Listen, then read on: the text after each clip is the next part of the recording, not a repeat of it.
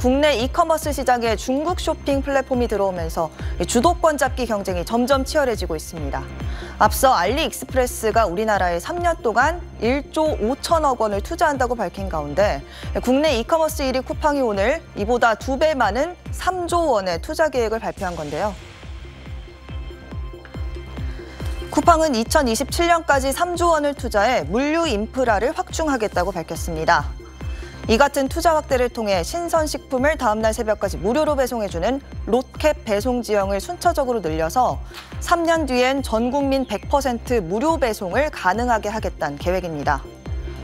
쿠팡은 그동안 6조 2천억 원을 물류망 구축에 투입해서 전국 30개 지역에 100여 곳의 인프라를 갖추고 로켓 배송이 가능한 이른바 쿠세권을 전국 시군구의 70% 규모까지 늘려왔습니다. 이번에 발표한 투자 계획에 따라 쿠세권이 확대되면 2027년부터는 전국 88% 이상의 시군구에서 로켓 배송이 가능할 전망인데요. 인구수로 보면 5천만 명 이상의 규모로 추산됩니다. 이에 따라 고용도 크게 늘면서 서울 수도권으로 떠난 청년층이 다시 지방으로 유입되는 효과도 예상된다고 쿠팡은 밝혔습니다. 한편 유통업계에선 이런 쿠팡의 계획은 중국 알리익스프레스를 겨냥한 거라고 분석하고 있는데요. 앞서 알리의 모기업인 알리바바는 최근 산업통상자원부에 3년간 1조 5천억 원의 투자를 국내에 하겠다는 사업 계획서를 제출한 걸로 알려진 바 있습니다.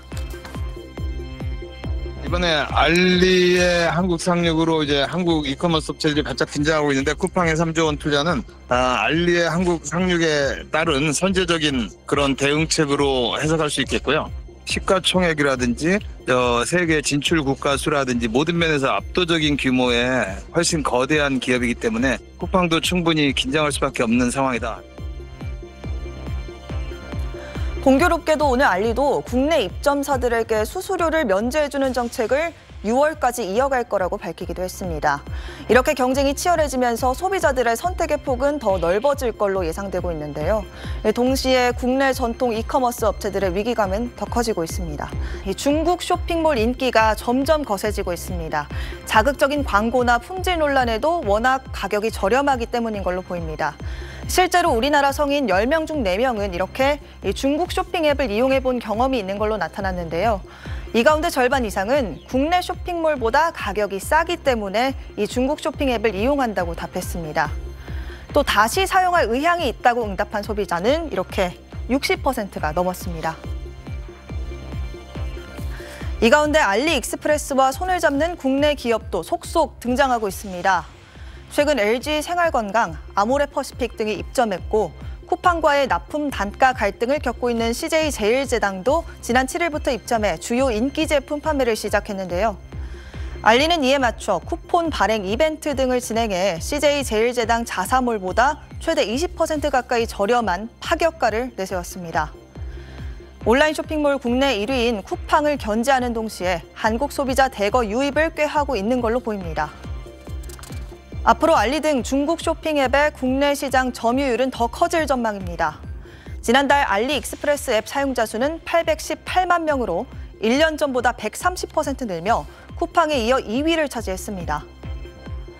지난해 7월 한국에 진출한 테무는 1년도 안 돼서 벌써 581만 명까지 사용자를 늘렸습니다.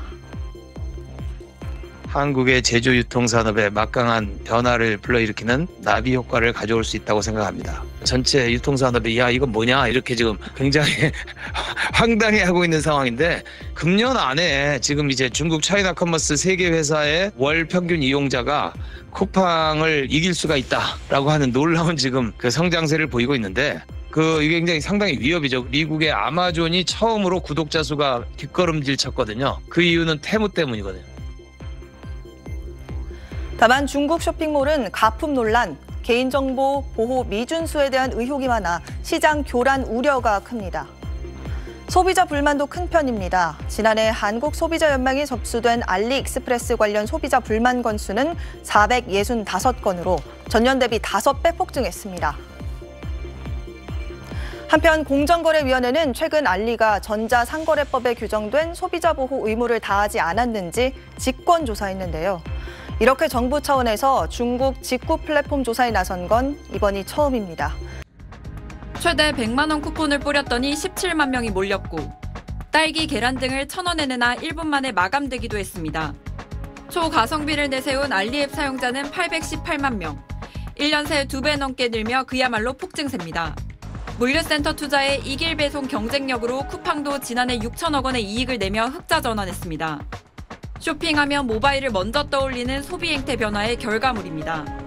마트에는 사가지고 들고 못 오잖아요. 그 여러모로 불편해가지고 아침에 탁 배달되는 거 너무 좋잖아요. 가격도 저렴하고.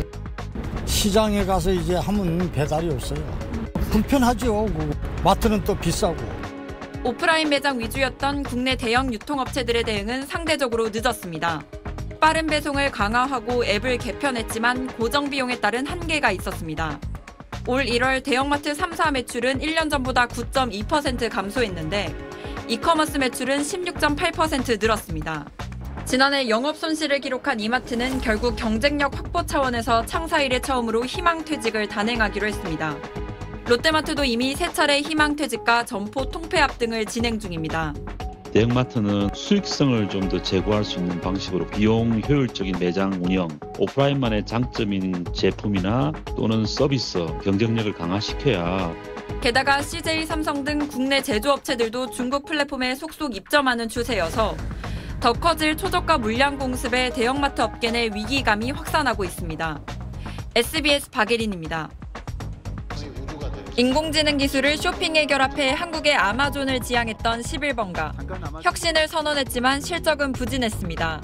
3년 연속 적자를 면치 못했고 올 3분기까지 적자 규모만 910억 원에 달합니다. 추진해왔던 상장도 무산됐고 강제 매각될 상황에 처했습니다. 급기야 지난주부터 만 35세 이상 근속연수 5년 이상 직원을 대상으로 창사 이래 첫 희망퇴직을 받고 있습니다. 11번가와 함께 한때 국내 이커머스 시장을 주도했던 G마켓, 옥션 등도 상황은 비슷합니다. 올 3분기 영업 손실이 101억 원, 6개 분기 연속 적자를 기록했습니다. 경쟁 심화 속에 엇비슷한 마케팅만 반복하고 차별화된 성장 동력을 찾지 못한 게 원인으로 꼽힙니다. 쿠팡과 네이버가 물류, 배송 등에 대규모로 투자해 실제 소비자 편의를 높인 것과 대비됩니다. 검색할 때도 잘 나오고 카테고리도 잘 설정이 되어 있어서 쿠팡 좀 많이 사용하는 것 같아요. 배송이 제일 빠르기도 하고요. 11번가나 G마켓은 회원가입도 안 돼 있는 것 같습니다. 어플도 안 깔려 있어가지고 잘 찾지도 않게 되는 것 같아요. 여기에 알리익스프레스 등 막강한 가성비를 앞세운 해외 업체까지 경쟁에 가세했습니다. 가격이나 회원에 대한 특별한 혜택이나 소비자가 느끼는 그러한 베니핏이 좀 확실하면 몰리는 것 같아요. 소비 부진은 내년에도 지속될 걸로 예상되는 상황. 선도업체들은 이미 충성 고객을 가두는 전략을 강화하고 있어 추세를 뒤집는 건 녹록지 않아 보입니다. SBS 박예린입니다.